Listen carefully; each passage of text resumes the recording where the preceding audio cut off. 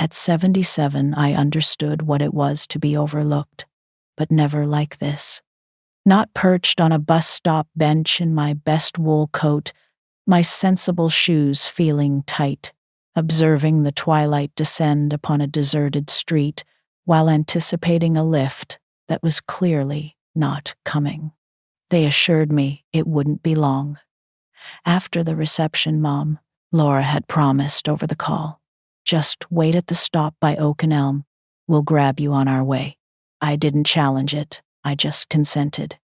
Even though she couldn't perceive my nod, and even though my heart had fluttered strangely at the words, after the reception, I convinced myself it was merely a matter of timing, of logistics. I'd even managed a smile as I ended the call. That was 6 hours ago. Now, the wedding was certainly concluded, and the town had fallen silent. The few vehicles that drove by did not decelerate. No familiar silhouettes. I had brought a wrapped present, something modest yet heartfelt, and a small box of cinnamon rolls I'd made that morning. They rested next to me on the bench like two minor, futile gestures. I adjusted my position on the wooden bench. My legs ached. I had always disliked this particular bench. It faced a convenience store, and the air carried a faint odor of gasoline and stale coffee. But Laura had specified this stop, not the one near the gardens, and I didn't wish to create difficulties. Didn't wish to be a burden. A young man on a bicycle rode past, headphones in. He didn't glance at me. Nobody did. I checked my phone for the 10th time. No service, only the flashing, low battery symbol. I had intended to charge it, but between baking the rolls, pressing my coat, and penning the small card for Laura, it had slipped my mind. There was a period, many times, when she would have prompted me. "Mom, don't forget your charger," she would say, half grinning, half exhaling, as if I were a child. But that era was over. I recalled when she told me about the wedding. "It's going to be intimate," she'd said. "Just family." Her fiancé's parents were footing the bill, she clarified, and there were constraints. "You'll still be a part of it. We'll arrange something." I should have registered the tremor in her voice, the swiftness with which she glossed over the specifics, but I wanted to trust her. I always wanted to trust her. The final bus of the night rumbled past, its brakes squealing, its lights piercing the gloom. It did not pull over. I watched its taillights vanish, and a feeling inside me finally collapsed, like a lock, clicking into place. I wasn't forgotten. I was excluded, and that is not the same thing. The air grew chilly. I gripped the box of cinnamon rolls, not for heat, but for something to grasp. Behind me, from one of the houses bordering the street, someone chuckled, a warm, genuine laugh. I pictured a parlor filled with conversation, with people who were unaware of my existence. Laura's words replayed in my mind. "Just wait at the bus stop." I waited through the night until the streetlights went out and the sky shifted to a dull gray. Until the bread delivery truck appeared, too early for the morning and too late for the night. I rose, stiff-jointed, and began the walk back to my cottage, shoes in hand, posture erect. I did not weep. Not then. That would come later. By the time I reached my little rented cottage, the sun was forcing its way through the overcast sky, illuminating the peeling paint on the window frames and the weeds sprouting in the walkway cracks. I paused there for a second, key in hand, reluctant to enter. The heaviness in my chest had not shifted. It had just taken root, like sediment in an undisturbed space. Inside, the cottage smelled of old books, and the tea I'd let go cold. I moved past the forgotten mug, set the cinnamon rolls on the kitchen counter, and placed the unopened present deliberately on the entryway table. It seemed absurd there. The small silver bow, the perfectly creased corners, I had wrapped it with such diligence. A handwritten card was inside for Laura and Mark. Love always, Mom. I prepared tea without noticing the flavor, then sat at the kitchen table and plugged my phone into the wall. The screen awoke, alerts pouring in. One of them made my breath catch. A photo shared by Laura's new sister-in-law, a young woman I'd met just once. It captured the joyful couple beneath a canopy of fairy lights, encircled by smiling faces. The caption read, "A perfect evening, just family." I gazed at it for a considerable time, enlarged it. There was Laura in her elegant silk dress, the bouquet positioned perfectly. Mark, tall and slightly clumsy, beaming. His parents, his siblings, Laura's cousins, her university friends, her godmother, literally everyone except me. Just family, the caption reiterated. I held the phone to my chest as if to smother the pain. A simple phrase from someone who hadn't given it a second thought, yet it was sharp enough to pierce the heart. I searched for a different interpretation. Perhaps she meant something else. Perhaps she hadn't approved the caption. Perhaps she didn't believe it would be significant. Perhaps the photographer had rushed them for a group shot, and she planned to make it up to me later. A separate gathering, a brunch, a quiet word of apology. But then I saw the following photo, and the one after that. There was no separate anything. There was a dinner, a long table aglow with candlelight, with place cards and cloth napkins. There was merriment, dancing, speeches, a projection of Laura and Mark's life together, childhood photos, university years, their first home, not a single trace of me. Not one picture, not one acknowledgement. I had been meticulously, intentionally erased. I sat at the table, my tea untouched, my hands clasped in my lap. I tried to recall the last time Laura had looked at me without a hint of chagrin, the last time she'd inquired how I was, not what I could provide, the last time I had felt like her mother, not her liability. There was a period, many years past now, when we had been inseparable. After her father passed away, it was just the two of us. I took on extra shifts at the hospital, forewent meals so she could have textbooks, saved every spare cent for her music lessons and orthodontics. I didn't seek gratitude. I only anticipated that we would be each other's sanctuary, but gradually, imperceptibly, she had started to shift.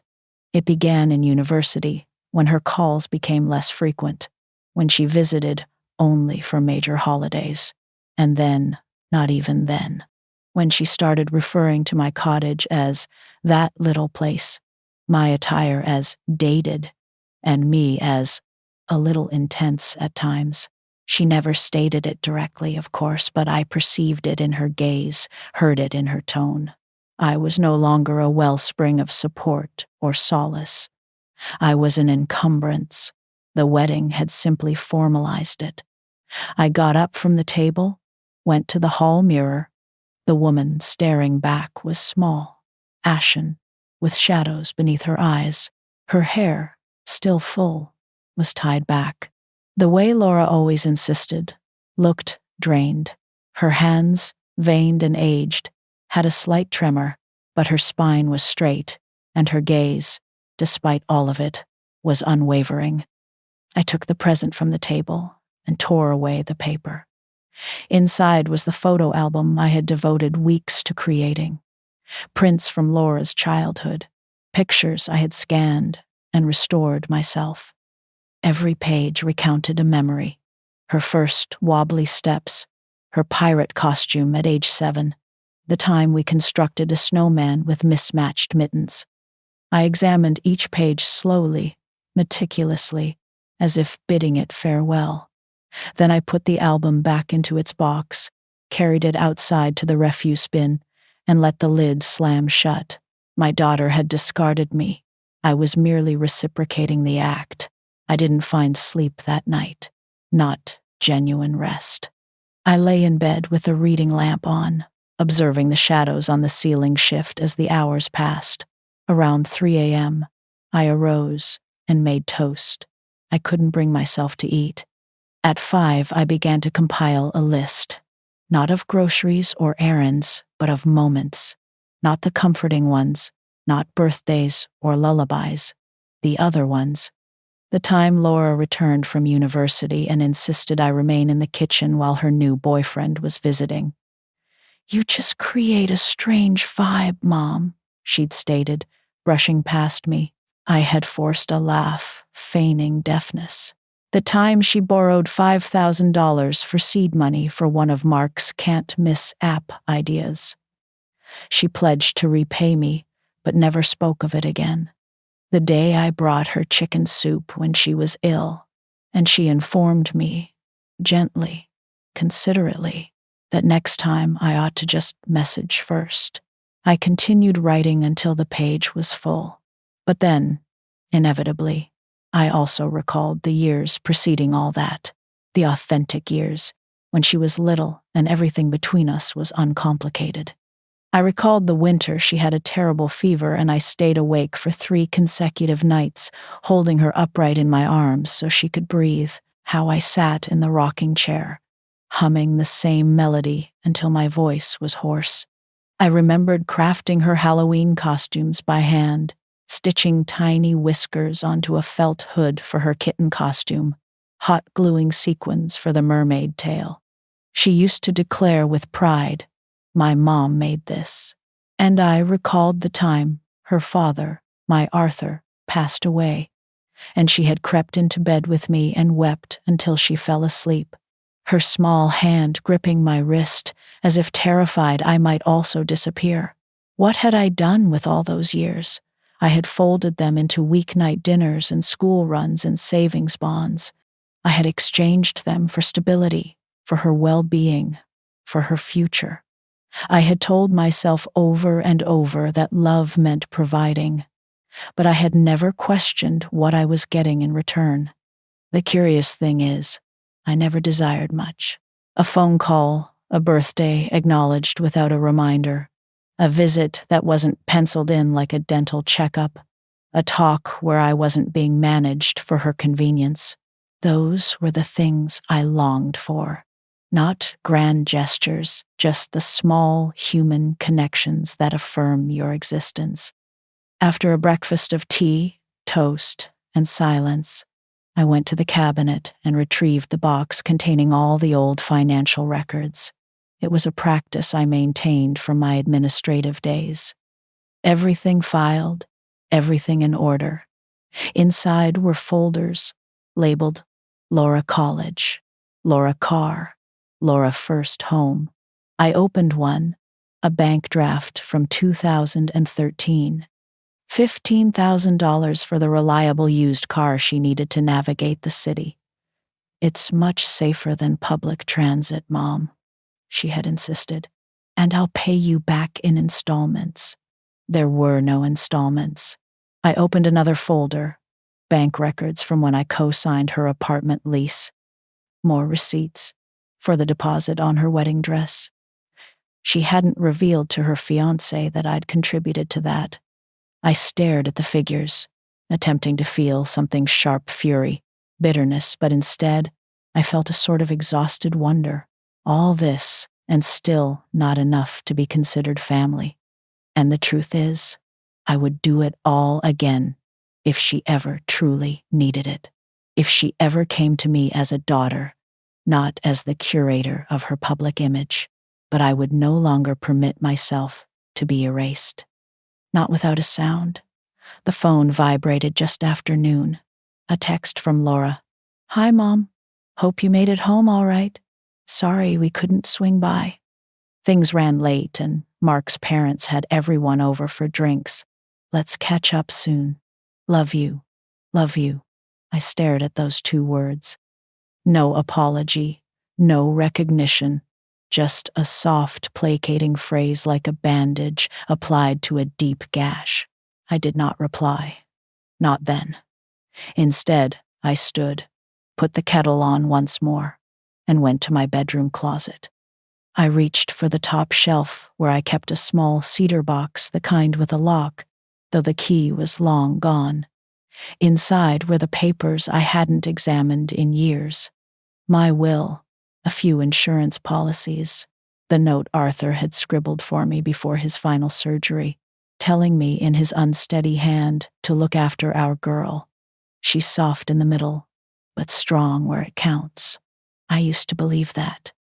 I used to think I could steer her with love, but perhaps love without boundaries isn't guidance at all. Perhaps it's just capitulation, and I was finished capitulating. It was a Thursday when I entered the bank. Not for any pressing reason, but because I needed to see what I possessed, truly possessed, and what I was still giving away. The young man at the desk glanced at me with the polite, vacant smile reserved for elderly women who smell of rose water and carry purses with tissues in every pocket. "I'd like to review my active automatic transfers," I said, my voice steady, "and see which accounts are linked to my daughters." He paused. "We can certainly review recurring payments, ma'am. As for linked accounts, I'm listed as a secondary on her mortgage," I stated calmly. "And I cover her insurance policies, health, auto, and renters. I also make quarterly payments to her university for a loan I co-signed 12 years ago. I can list them all if you wish." His fingers danced over the keyboard. "Let me just bring that up, Miss Davies. I hadn't heard my own name in so long. Not since Arthur died. For years, I was Laura's mom, or just Mom. Now, I wanted my name back." He printed out a concise summary of my automated debits. 3 pages, single-spaced. I sat in the small consultation cubicle, reading each entry as if it were a chapter from a stranger's life story. Rent support, insurance premiums, medical co-pays for Mark, who never called me anything but ma'am, a private tutoring fee for Sophie, my granddaughter who hadn't come to visit in months. There was a $129 transfer every 2 weeks for Laura's dog groomer. I remembered the day she'd requested that, claiming it was just until things level out. That was 18 months ago. The final item made my blood run cold. A $2,000 payment scheduled for the following week, a honeymoon contribution, marked discreetly as gift. I hadn't even been invited to the wedding. I pressed my hand flat against the desk. "Would you like to make any changes, ma'am?" the banker inquired softly. I looked at him, truly looked at him. A boy in a new suit, with flawless skin. I pictured his own mother somewhere, likely still packing him a lunch when he visited. "Yes," I said. "I want every single outgoing payment reviewed, and most of them terminated. All except 2. The protected college fund for Sophie. She's only 13. And the monthly donation to the local animal shelter. Everything else stops today." He didn't blink, just continued typing. "And the mortgage?" he asked. "You're listed as a co-signer, but the payments originate from your account. I will notify my daughter. From this day forward, she is responsible for her own roof." I signed the documents. My signature, once fluid, now slightly shaky, was still strong enough to leave a mark. Back at my cottage, I stood in the hallway, gazing at the photographs on the wall. Not the formal portraits, not the weddings or graduations. I focused on the quiet ones. Laura asleep on my chest as an infant, her grass-stained soccer uniform and gapped-tooth smile. Her high school drama performance, standing in the back row, half concealed by the shadows. None of these had been featured in her wedding slideshow. None of these memories had traveled with her into her adult life. I ran my fingers along the picture frames, as if trying to reawaken a feeling. Then I removed them all from the wall, not with fury, but with a need to create space for myself. It is a peculiar thing to realize your child has become someone capable of hurting you, not from malice, but from expediency. because shame can be silent, passive, and well-mannered. It can sound like just family and look like a polite smile that never truly warms the eyes. That evening, Laura called. I didn't pick up, not out of spite. I simply didn't want to hear her voice until I could listen without my own voice trembling. Instead, I opened a new journal. On the first page, I wrote, "What I want now." It took a considerable time to write the first item, not to be useful, not to be needed, but simply to be treated like a person whose heart is still beating. And then I made tea. And for the first time in a long time, I sat down with both hands wrapped around the warm mug, not holding it for anyone else. The next message from Laura arrived the following morning. No greeting, no inquiry, just, "Mom, can we talk? There's been some confusion." I gazed at the screen for a long while. Then, with a calm I hadn't anticipated, I set the phone down and made toast. Plain, no butter. My stomach had no appetite for comfort. It craved clarity. Confusion, she had called it. That was the word they always used, wasn't it? When they neglected to invite me. When I wasn't included in family group chats or Sophie's piano recital, it was invariably a mix-up or someone else's error or something that slipped through the cracks. I was the crack. I washed my mug deliberately and gazed out the window.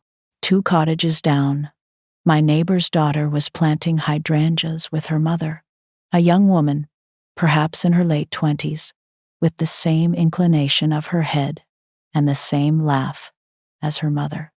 They appeared as a matched set, not identical, but harmonious. One could see just by observing them that they didn't have to practice affection. It was simply lived. I dried my hands, returned to my chair, picked up the phone again, and opened Laura's message. Still no follow-up. She hadn't called again.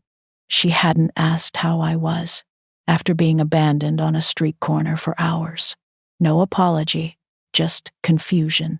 I replied, "There is no confusion. Please direct any future inquiries to your own financial institutions. As of yesterday, mine no longer support you." I pressed send before I could dilute the words with softness. 5 minutes later, she called. I ignored it. I could picture her pacing, hand running through her hair, the slight shrillness in her voice when she felt trapped. She would employ words like misunderstanding, unintentional, logistics. She might even begin to cry. I had always been defenseless against her tears. But tears didn't wait with you on a dark bench for 6 hours. Tears didn't rewrite photo captions to read just family. So I turned the phone off. Around noon, I heard the slot of the mailbox open and close.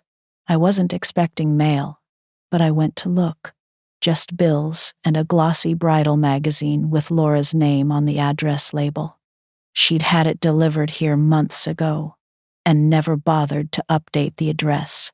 I flipped through the pages indifferently, then dropped it in the recycling bin.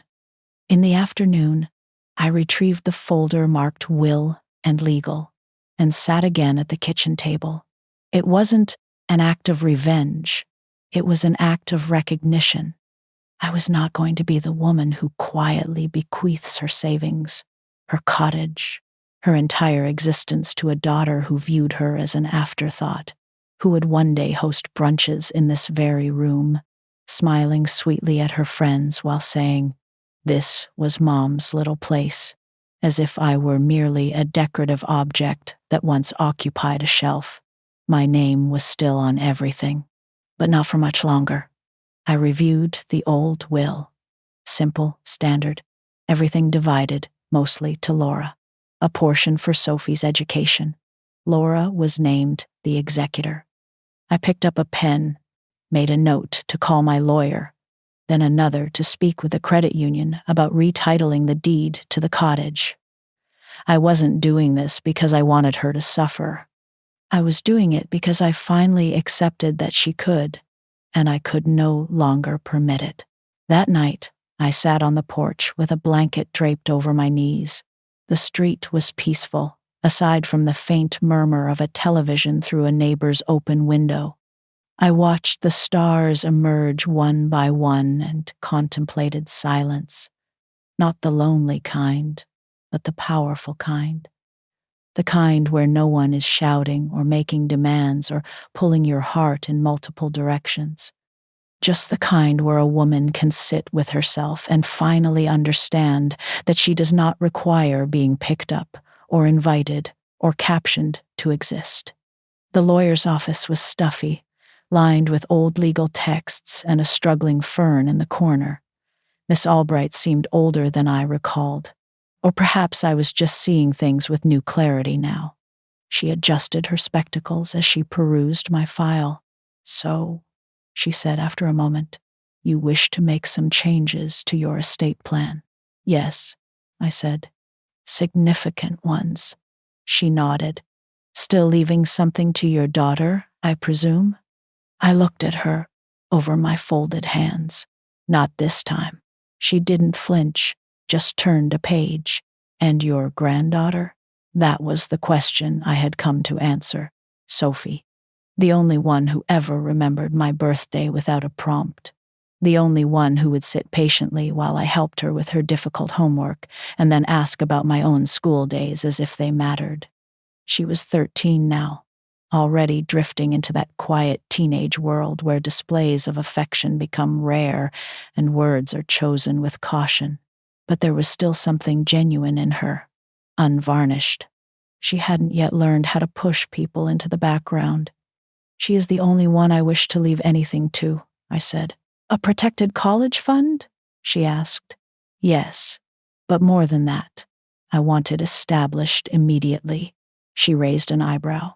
"A protected fund? She will be 18 inches 5 years. If I am no longer here, I want her to know that someone believed in her. Not because she was useful, but because she was kind." We spent the next hour drafting the necessary paperwork. I provided instructions in a calm, measured voice. It surprised me how steady I felt. Not triumphant, not resentful, just clean. Before I departed, Miss Albright looked up from her notes.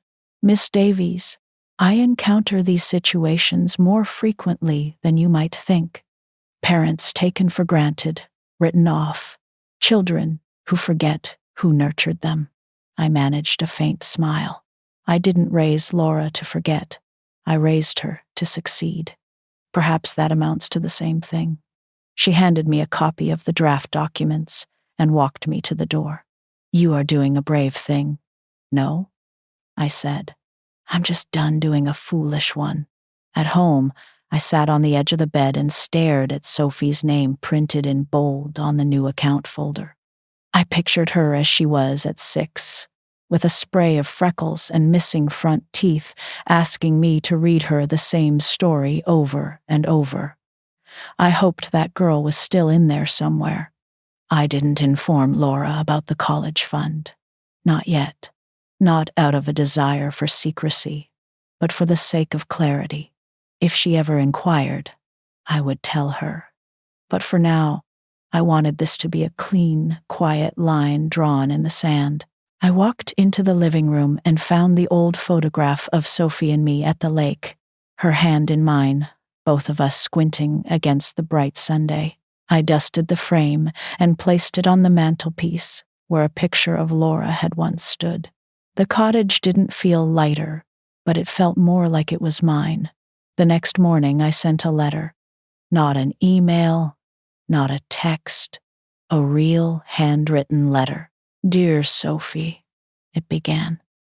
"I don't know when you will read this, but I want you to have something that belongs only to you. Something not entangled in conditions or guilt or expectations. I want you to use it well, not because I demand it, but because I trust you. I always have. I didn't sign it. With love, Grandma. I signed it for the girl who never made me feel invisible. C. Then I folded the paper, placed it in an envelope, and tucked it into the folder for the protected college fund. Later that day, the doorbell chimed. I didn't move initially, assuming it was a package delivery, but it rang again, more insistently this time. I opened the door. Laura stood there, her face flushed, looking breathless, holding her phone as if it were a shield. "Mom, we need to talk." I looked at her, truly looked, and for the first time in years, I didn't feel diminished by her presence. "I'm not angry," I said, "but you cannot mend this with words." She started to speak. I raised a hand gently. "Not now," and I closed the door, quietly. Not a slam, just a firm, final click. I didn't lock it, but I didn't open it again either. That evening, I found myself in the attic, not searching for anything in particular, just standing amidst old boxes and the scent of dust and cedar. It's odd how one begins to tidy up when one's heart is in disarray. I hadn't been up there in years, not since Arthur's last winter, when we had packed away the holiday decorations and never retrieved them. I sat on an old footstool, wiping dust from a box labeled Catherine Office Days. My own handwriting, slanted and meticulous. Inside were remnants of a different life. A tarnished pen set, old employee ID badges, a few commendations. One corner of the box held photographs. Me in a crisp blouse, younger, sharper, weary in a way that had no connection to age. I had been competent once, respected. People had trusted me with their livelihoods. Now I was the woman people forgot to pick up, the woman they excused in hushed tones. I found another box marked Arthur and C. I opened it with care. Letters, birthday cards. One of them read, "You always know how to bring me back to myself. Love, Arthur." I held it for a long time. He would have known what to say in this moment. Or perhaps he wouldn't have said anything at all. He would have just poured 2 cups of coffee, sat beside me, and allowed the silence to hold everything that words could not. That was his manner. His dignity was quiet but never frail. I realized I hadn't spoken his name aloud in weeks, perhaps months. "Arthur," I said now, my voice low, like a secret. "I'm sorry. I lost myself." I leaned back, my hand resting on the box as if it were a warm shoulder. I had not always been this diluted version of myself. I had danced barefoot in a summer storm once, laughed so hard I startled the cat, fought for colleagues when the corporate system tried to overlook them. I had opinions, sharp ones, and I had never needed to be sweet to be good. So when had I ceased to be Catherine? The first fissure appeared when Laura turned 13 and told me, with the certainty only a teenager can possess, that I didn't get it. I began to navigate around her moods after that, softening my tone, avoiding the clothes she deemed out of style. Then Arthur died, and I poured all of myself into her. My grief was formless. Hers took center stage. By the time she was in college, I was afraid of upsetting her, terrified she would drift even further away. So I consented to everything. The car, the rent, the unspoken disappointments.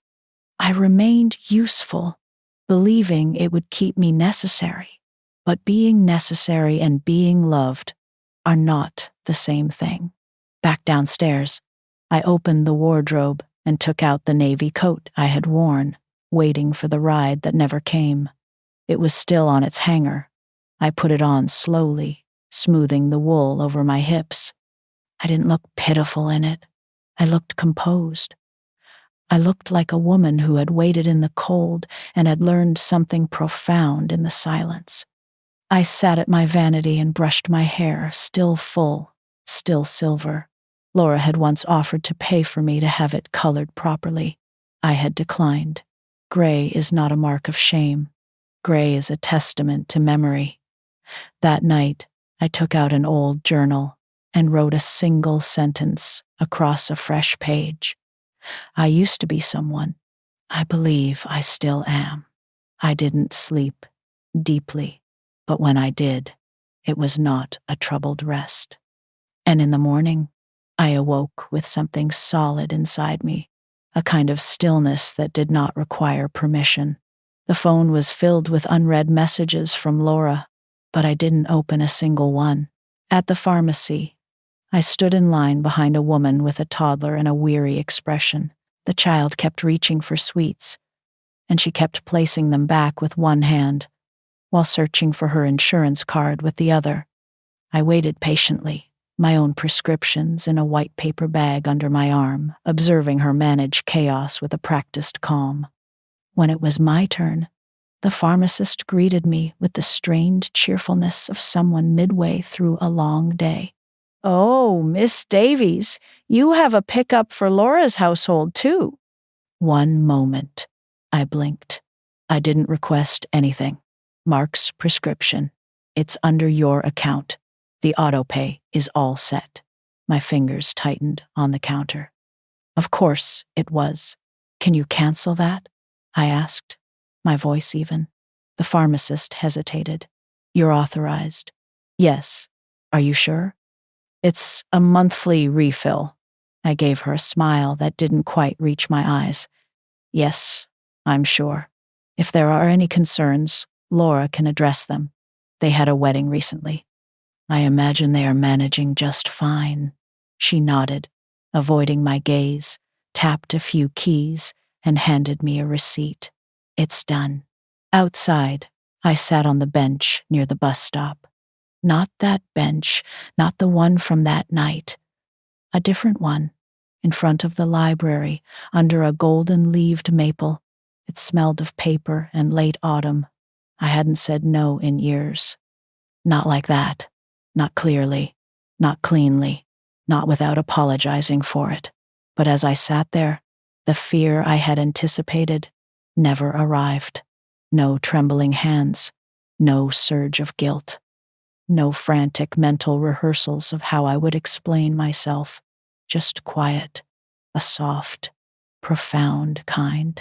The kind that comes when a door that should have been closed long ago finally clicks shut. That evening, Laura called again. I didn't answer, but I listened to the voicemail. "Mom, I saw the payment didn't go through for Mark's medication. That's fine. I'll take care of it. But I wish you would have just told me. We can talk. You know, it doesn't have to be like this. I feel like there's a wall between us lately. I'm just confused. Confused. That word again. It had become her shield, her excuse for anything she refused to confront. I did not respond. Instead, I pulled out my journal and wrote, "When someone builds a wall to keep you out, it is not your job to tear it down. It is your job to stop standing outside, waiting to be let in." The next morning, I went to the market. For the first time in years, I shopped only for myself. I didn't buy Sophie's favorite granola. I didn't pick up the expensive coffee Laura preferred. I didn't check prices with someone else's budget in mind. Instead, I chose a small wheel of aged cheese, a jar of fig jam, a bottle of crisp white wine, a new potted herb rosemary for my kitchen windowsill, and a novel by an author I had loved in my youth. At the checkout, the clerk smiled. "Looks like you're planning a quiet evening." "I am," I said, "and it's going to be lovely." Back at the cottage, I lit a candle, not for atmosphere, but simply because I wanted to. Good.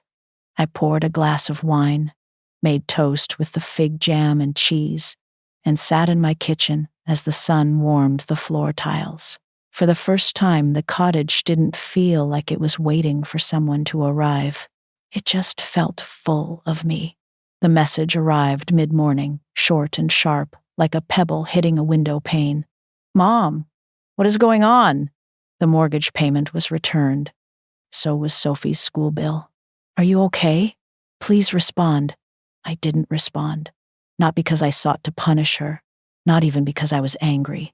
I wasn't. Not in that old, agitated way. It was simply that nothing in the message inquired about my well-being, only about what was happening. Why weren't the systems functioning? Where was the financial support? The concern in, "Are you okay?"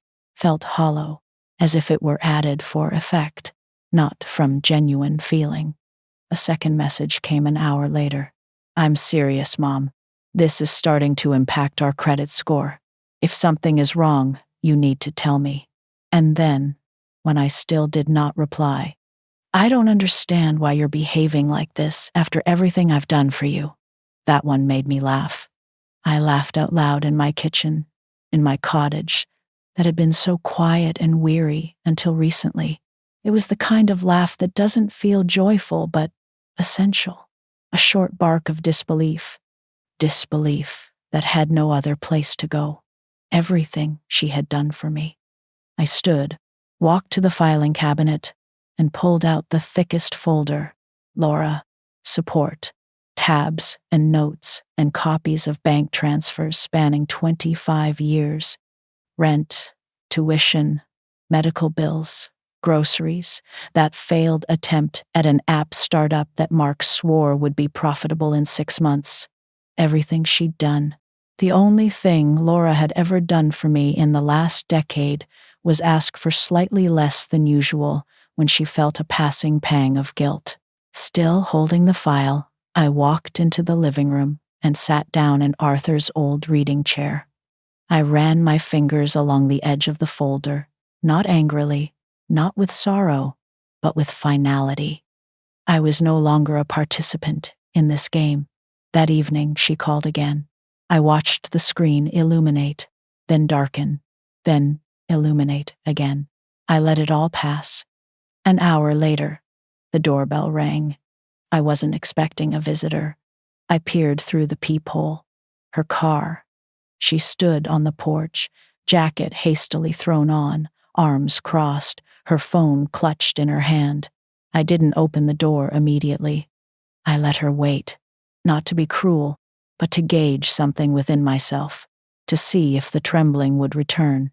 It didn't. When I finally turned the knob, her face lit up for a fraction of a second, then fell when she saw my expression. "Mom," she began, "we need to talk." "Do we? I don't understand what's happening." "Everything is being declined. I had to call the school and arrange a payment extension. I am no longer financing your life, Laura." She blinked. "But why?" I stepped outside and gently pulled the door closed behind me, standing with her on the porch. "Because I waited for you," I said, at a bus stop, in my best coat, with a gift in my lap. For hours.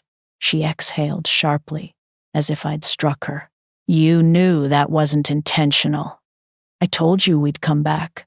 "You didn't. You didn't come back. And I saw the photographs, Laura. Just family. That caption wasn't from me." "But it was about you, and you didn't correct it." Silence stretched between us. "You left me sitting there," I continued, "and then pretended it never occurred. And now what? Now I'm a problem to be solved, a payment to be reactivated." She looked down at the porch floorboards like a child being reprimanded. "I thought you liked helping," she said quietly. I took a slow breath. "I do when it's help, when it's love. But what you've wanted from me lately isn't help, Laura. It's maintenance." Her eyes began to glisten. "Mom, I didn't mean—" "I know," I said. "That is the most painful part." She reached out as if to touch my arm, but I stepped back. "I am not angry," I said, "but I am done." And then I did what I never thought I could. I walked back inside and gently closed the door. Behind me, she did not knock again. I called Miss Albright the next morning and told her it was time to finalize everything. The protected college fund for Sophie, the new version of the will, the updated deed for the cottage. She didn't ask questions, just gave me a time, 2:15 that afternoon. When I arrived, the receptionist offered me tea, and for the first time in years, I accepted without worrying if it would be an inconvenience. It was a small thing, but it mattered. I sat on the upholstered bench and drank my tea slowly, not because I was waiting, but because I was finally not rushing for anyone. In Miss Albright's office, the stack of documents was already neatly arranged. "It's all here," she said, tapping the folder. "The new will removes your daughter entirely, as discussed. The protected fund for Sophie is clear and secure, and the property deeds now place the cottage solely in your name with no joint beneficiaries. You are fully autonomous again." "Good," I said, and picked up the pen. It surprised me how easy it was.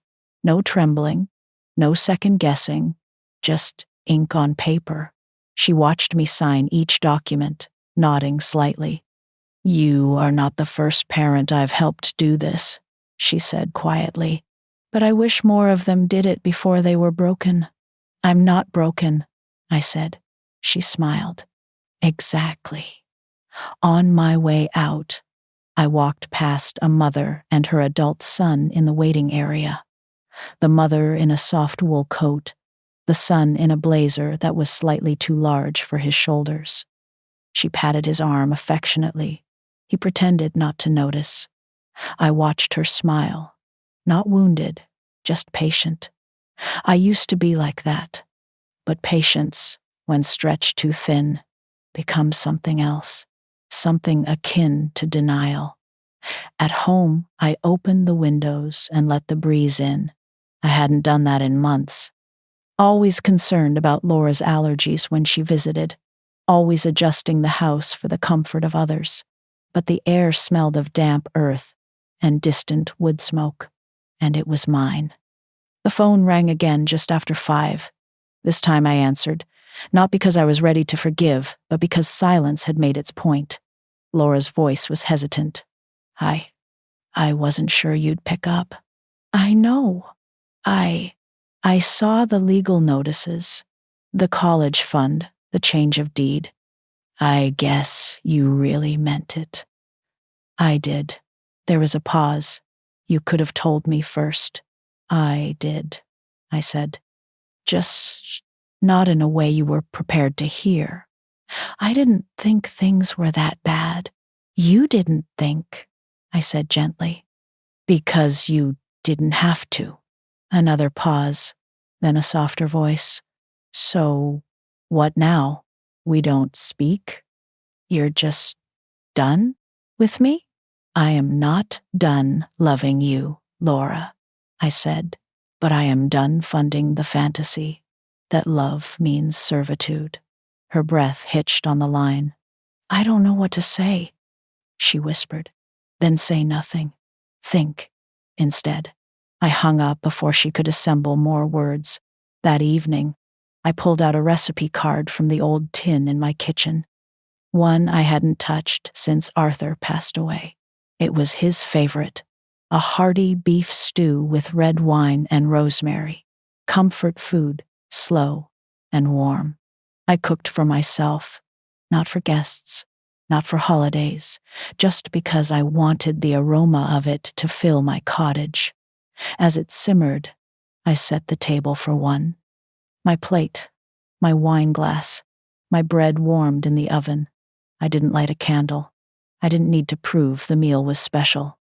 I already knew it was. Margaret showed up just after lunch, uninvited and unannounced, exactly the way I preferred her company. She walked into my kitchen as if she co-owned it, placed a tin of cinnamon rolls on the counter, and declared, "I figured you were either in tears or in triumph. Judging by the smell, it's triumph." I laughed. The genuine kind, not the weary, polite laugh one uses to move a moment along. "I made stew yesterday," I said. And no, I haven't cried. Not recently. She raised her eyebrows. You always cry. You cry when the roses bloom too early. I'm learning, I said, to feel things without presenting them to others, like offerings. She nodded and sat across from me, pouring herself tea without asking. That was the kind of friend Margaret had always been, the kind who knew where the mugs were kept and never apologized for being part of the landscape. I heard from Carol, whose niece works at the bank, she said. Word is, your daughter's been having a complete meltdown over some frozen accounts. I didn't flinch. That's accurate, and I didn't resolve it. Margaret sipped her tea, observing me. Well, I'll be damned, she said. You finally lowered the boom. It wasn't a boom, more like a new set of locks. I just stopped opening the same old doors. She grinned. You were always the softer one between us. I'd have cut her off financially years ago. I kept believing I was helping. You were, but helping isn't always healing. Sometimes it's just enabling. I looked down at my hands. Steady now, no tremor. She said I should have informed her before making any changes. And did you? I did, just not in the way she wanted to hear it. Margaret leaned back in her chair. You know what I think? Do I want to? I think you forgot who you were. I think you spent so long being Laura's mother, Arthur's wife, the nice lady from the office. You left Catherine in a box in the attic, next to the good china and your real opinions. I didn't reply. Not because she was mistaken, but because she was precisely right. And now? She prompted. I shrugged. Now I cook stew for myself. I open windows without seeking permission. I write things down. She tapped the table with a smile. Finally. We sat in silence for a while, sipping tea, the sun warming the kitchen floor through the window. Margaret reached for a roll, then glanced at me. You ever going to let her back in? I don't know, I said honestly. I still love her. I always will. But love doesn't mean unlimited access. She nodded slowly. Amen to that. Before she left, she hugged me tighter than usual, her perfume a familiar scent of rose water and old books. I'm proud of you, she whispered. I'm proud of me too, I said. And for the first time in years, it didn't feel like a fabrication. After she was gone, I stood in the doorway and watched the street. A breeze rustled the trees. No cars, no expectations, just the sound of my cottage, my own breath, and a kind of peace that didn't need permission to exist. And I thought, maybe this is what healing sounds like. Not applause, not dramatic closure, just silence that no longer carries an ache. The envelope arrived on a Tuesday, nestled between a utility bill and a real estate flyer. I almost overlooked it. Plain white, my name written in a young, uncertain hand. No return address. I knew before I opened it. Inside was a folded sheet of lined paper torn from a notebook. The handwriting was untidy, the ink smudged in places. Just one short paragraph. Grandma, are you okay? I don't know what happened between you and Mom, but I miss you. I keep thinking about when we used to make cinnamon rolls. You always let me have the gooey centerpiece. I hope you're all right. I love you, Sophie. No questions about money. No reports from Laura's world. Just the voice of a 3-year-old who had not yet learned how to polish her feelings into a careful silence. I read the letter 3 times, then placed it on the kitchen table and sat beside it as if it might vanish. I didn't cry, but my throat swelled with something warm, sharp, and familiar. I pulled out a note card from the drawer, the kind I kept for birthdays and thank you notes, and wrote carefully, slowly, in the neatest script I could manage, Dear Sophie, I'm all right. I've just needed some quiet to think. I miss you too. I remember the cinnamon rolls. I still have the baking dish. And yes, the frosting tastes just as sweet. When you're ready, come visit. We'll bake something new. Love always, Grandma. I walked to the mailbox at the end of my path, raised the small red flag, and slid the envelope inside. The wind stirred the rose bushes as I turned back toward the cottage. Inside, the kitchen looked just as I'd left it. My mug, my journal, Sophie's note like a small beacon on the table. I sat down and read her words again. In them, I didn't hear Laura. I didn't hear obligation or guilt or performance.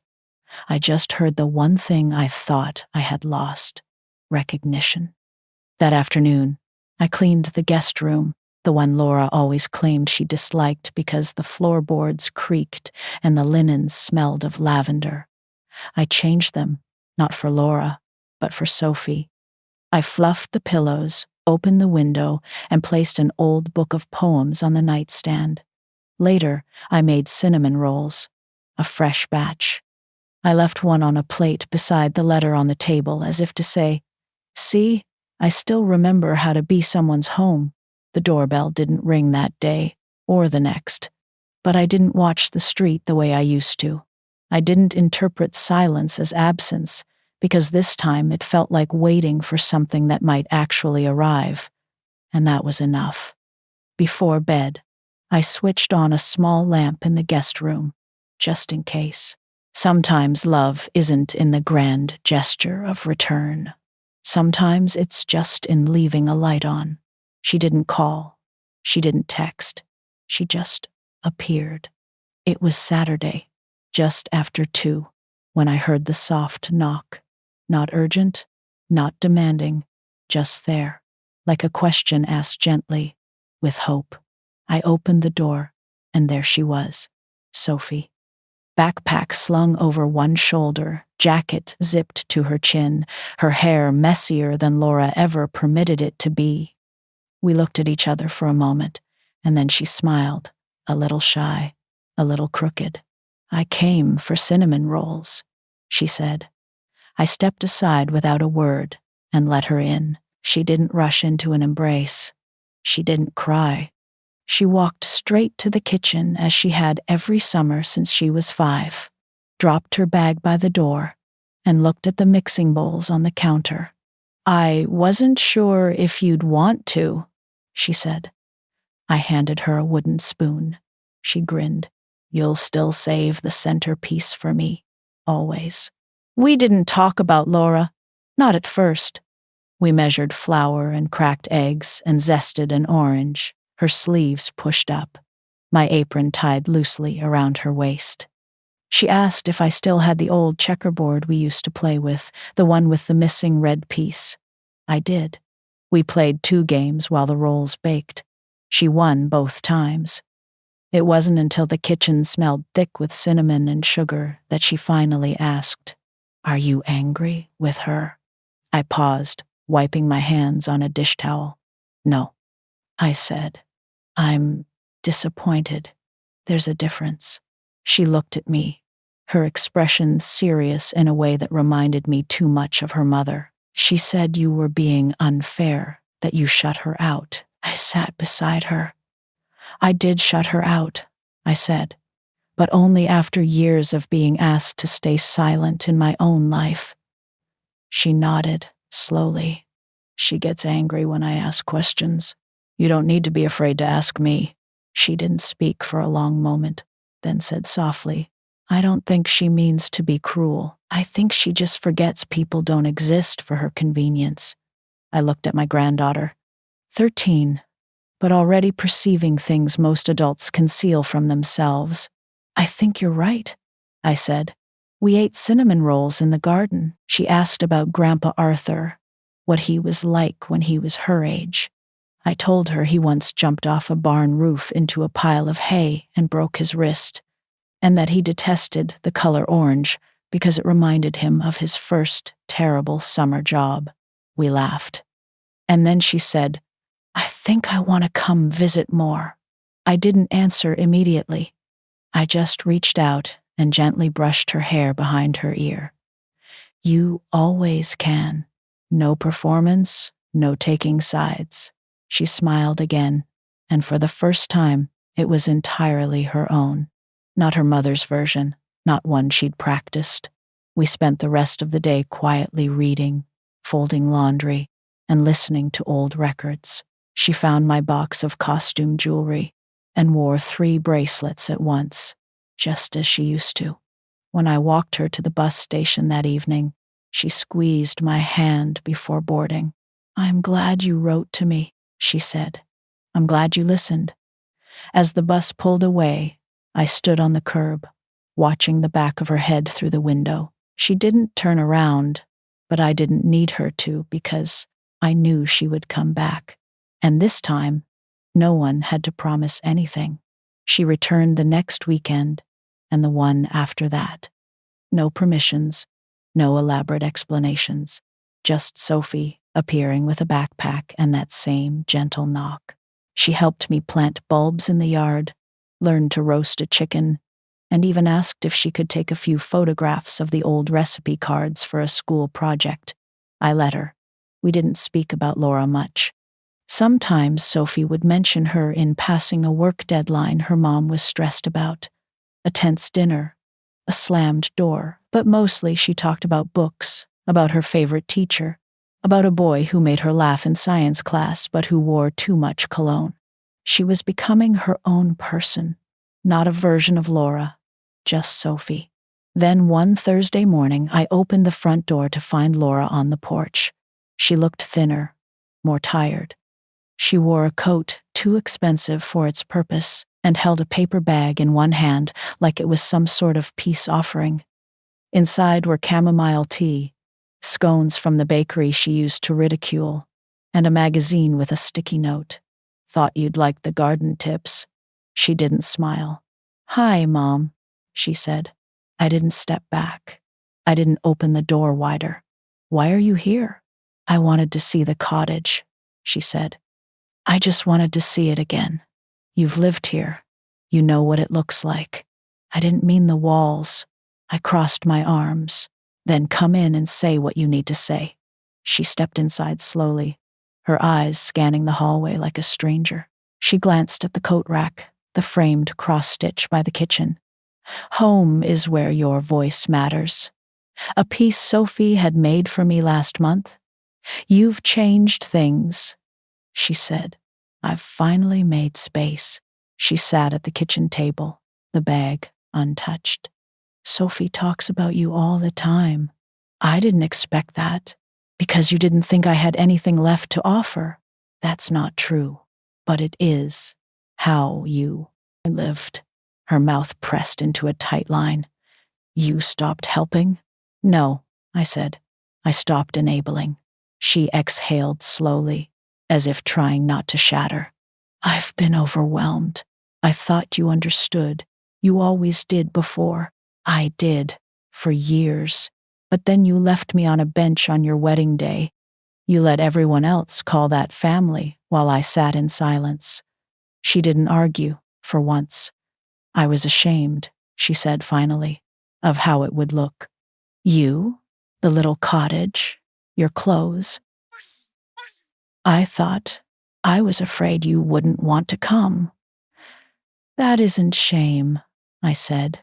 "That's cowardice. Shame would have brought you back to me." She looked down. Her hands were twisting the sleeve of her coat. "I didn't know how to fix it." I nodded. "So you left it for me to hold, like everything else." "I'm sorry." It wasn't loud. It wasn't even clear. But she said it. I watched her for a long time. The girl I had raised. The woman who had forgotten I was more than a role to be played. She hadn't aged as much as she had hardened. "You're not too late," I said, "but you will have to start from the beginning." She looked up. "Not with Sophie. Not with your husband. With me." "What does that mean?" "It means you show up without asking for something. You listen. You learn who I am now, not just who I was when you needed me." She nodded, uncertain. I walked to the door. "You are welcome to visit, but not to stay. Not yet. She stepped out onto the porch, carrying the untouched bag of scones. As she turned to leave, she paused. "Sophie loves you," she said.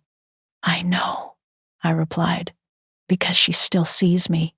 And I closed the door, not to shut her out, but because dignity, once reclaimed, has its own quiet threshold. The cottage is quiet again, not the silence of waiting or absence or erased names. It is the quiet of something earned, the kind of quiet that fills a space when you no longer need to prove you belong in it. Sophie visits twice a month now. She bakes on her own, folds laundry without being asked, and once she sat across from me and said, "I think you're the bravest person I know." I didn't answer her. I just held her hand and let the words settle where they needed to. Laura called last week. She didn't ask for money. She didn't offer excuses. She told me Sophie had been different lately, more sure of herself, more opinionated. "I think she's learning it from you," she said. I didn't say, "I hope so." I just said, "Good." Laura still walks carefully around me, like a child navigating a frozen pond. She has not asked for forgiveness. I have not offered it. We are building something smaller, slower, a conversation at a time. I don't need it to be perfect. I just need it to be real. Last Sunday, I planted bulbs in the front yard. Tulips, crocuses, daffodils, things that bloom at different times, things that don't demand applause. My knees ached and my hands shook with the trowel, but I did it anyway. A neighbor passed by and slowed her pace. "Spring is going to be beautiful over here," she said. "Yes," I told her. "It's already started." Inside, the cottage carries my breath and my music, my photographs, my light. No one edits it now. No one asks me to shrink or smooth my edges. And when I walk past the mirror in the hallway, I stop for just a moment to look, not because I need approval, but because for the first time in a very long time, I see a woman I recognize. She isn't angry. She isn't waiting. She isn't quiet because someone told her to be. She is quiet because peace does not need to shout. And maybe that's the story I was always meant to tell, not about the day I was left behind, but about the life I found after. So, if you are reading this and someone has made you feel small in a room you built with your own hands, do not wait for the door to open. Do not wait for them to remember who you are. Stand up, dust off the bench, and start walking. You were never meant to be a footnote. You are the whole story. And if this story found you at the right time, share it. Someone else might be sitting at that bus stop, still believing they were forgotten,